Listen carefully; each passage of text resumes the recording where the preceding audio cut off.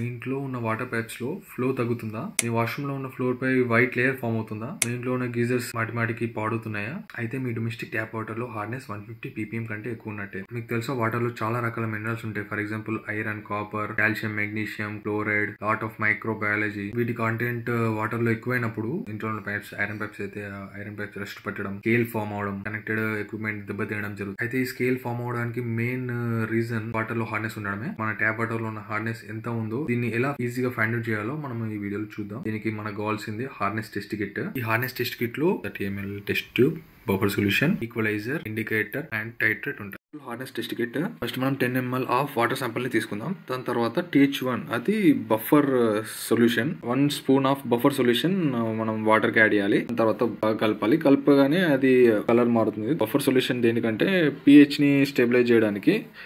ఇప్పుడు మనం 10 to 12 drops of ఇండికేటర్ని add చేస్తాం.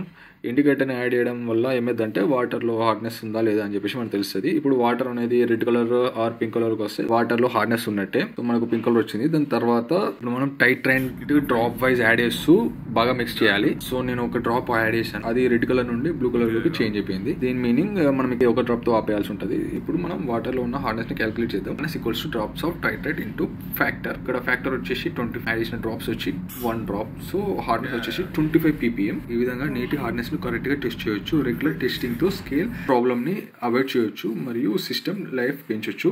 ఇలాంటి ఇన్ఫర్మేటివ్ వీడియోస్ కోసం లైక్, షేర్, సబ్స్క్రైబ్ చేయండి.